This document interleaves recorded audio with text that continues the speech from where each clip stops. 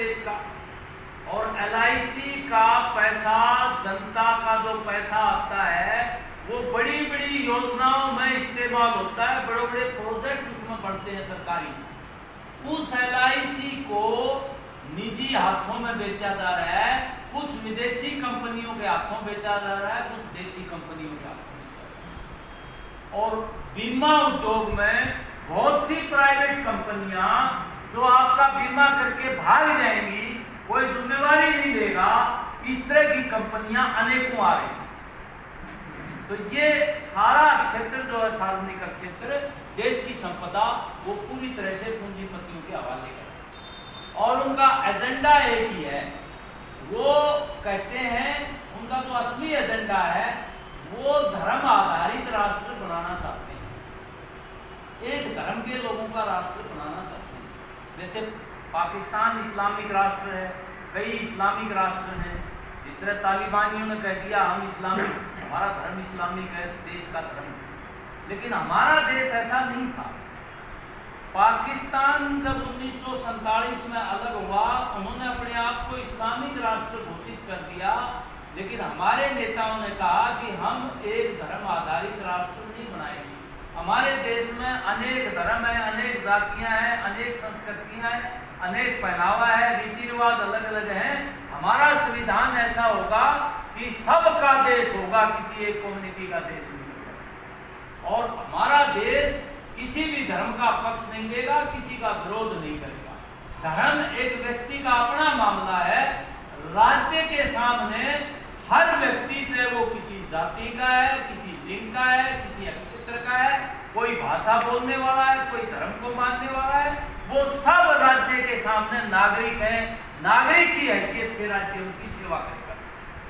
ये हमारे देश के संविधान में बड़े बड़े नेताओं ने बाकायदा संविधान बनाया, उस समय हमारे संविधान में था। और हम कोई हिंदू धर्म का देश या कोई इस्लाम धर्म का देश नहीं बनाएंगे, लेकिन इनका एजेंडा शुरू से ये है कि ये हिंदुओं का देश है, हिंदुओं का देश बनना चाहिए, ये इनका एजेंडा है। और उसमें अगर बना भी देंगे ये, वो लोकतंत्र नहीं होगा, वो जनतंत्र नहीं होगा, और उसमें फिर धर्म के जो मठाधीश होंगे उन्हीं की संसद होगी, चुनाव नहीं होंगे, उसमें चुनाव नहीं करवाए जाएंगे।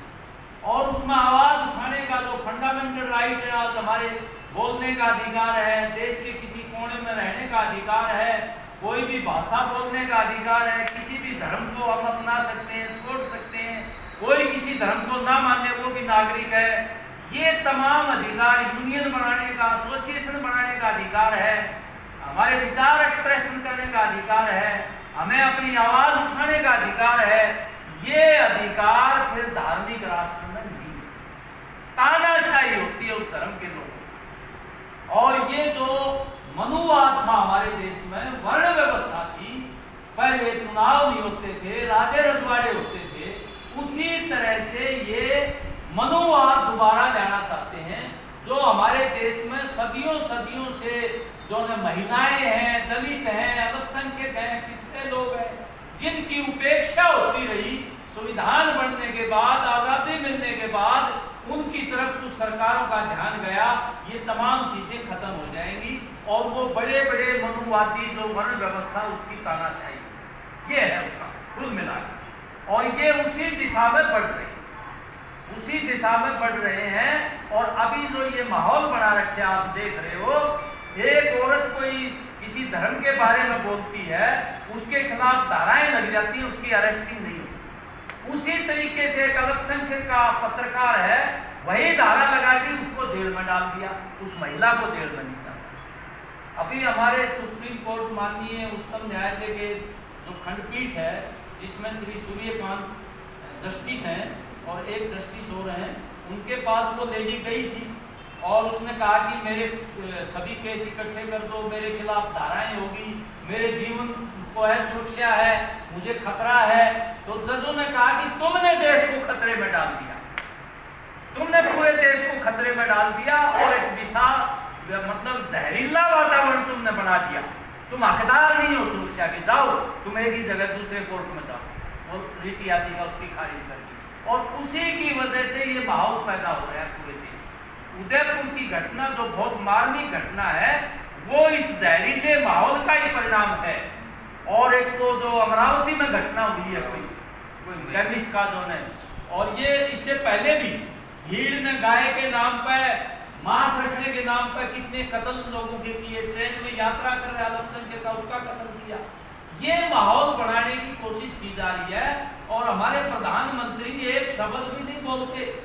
प्रधानमंत्री जो हमारे संविधान की शपथ लेके कि ये धर्मनिरपेक्ष देश है, उसके ऊपर एक शब्द भी नहीं बोलते। नहीं तो वो कह सकते हैं कि भाई ये जो सांप्रदायिकता है, कट्टरता है, धार्मिक कट्टरता है, इसको सहन नहीं करेंगे। इंसान को इंसान से लड़ाने के लिए हम सहन नहीं करेंगे। इस तरह की जो प्रवृत्ति है, वो एक शब्द भी नहीं बोलते। बढ़ावा दिया जा रहा है इन चीजों में। तो ये खतरनाक ट्रेंड है। हमारे जो 4 बेसिक चीज हैं संविधान के, जनतंत्र के, हमारे धर्मनिरपेक्ष जनतंत्र के ऊपर इस समय बड़ा जबरदस्त हमला है। हमारा जो संघीय ढांचा है, जो राज्य हैं, राज्यों की सरकारें हैं, उनकी अपनी स्वायत्तता है, केंद्र की अपनी अलग से उसकी अपनी ताकत है, वो सब मिलाकर के एक संघीय ढांचा बनता है। उस ढांचे को भी बड़ा हमला है, क्योंकि आर्थिक साधन सारे केंद्र ने अपने पास है। राज्यों को टैक्स लगाने के ज्यादा अधिकार नहीं बचे। वो केंद्र की तरफ देखते रहते हैं कि भाई केंद्र कब हमारी मदद करेगा, हम सैलरी देंगे या जो भी विकास के काम करेंगे या विभागों पर बजट अलॉटमेंट करेंगे।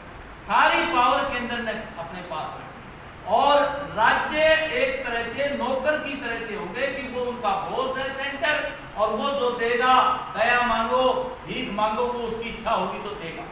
ये ऐसा हमारे देश का ढांचा नहीं था। संघीय ढांचे पर हमला हो रहा है। हमारी संस्थाओं का दुरुपयोग हो रहा है। इन्फोर्समेंट डायरेक्टर है, सीबीआई है, एनआईए है, जो हमारी संस्थाएं, चुनाव आयोग है, उसका दुरुपयोग किया जा रहा है। केंद्र के हाथ में उसका डंडा आने के बाद वो उनको अपने हितों के लिए, निजी स्वार्थों के लिए इस्तेमाल कर रहे हैं। हमारी जनतांत्रिक संस्थाएं, उनको भी बहुत बड़ा खतरा पैदा हो गया है। एक तो सामाजिक न्याय की बात थी। सामाजिक न्याय देखिए, हमारे देश में सदियों से उपेक्षित तबके थे, उनके लिए एक सामाजिक न्याय संविधान में सुनिश्चित किया गया था। 22.5% आरक्षण होगा, 27% ओबीसी को होगा। अभी उनकी जनगणना नहीं कर रहे। 1931 की जनगणना के आधार पर ये दिया गया है। अभी वो ये नहीं तय कर रहे कि इनकी पॉपुलेशन कितनी है, कितना इनको देना चाहिए, इनका हिस्सा मिलना चाहिए, वो अभी कर नहीं रहे। तो वो सामाजिक न्याय का कॉन्सेप्ट खत्म होता जा रहा है।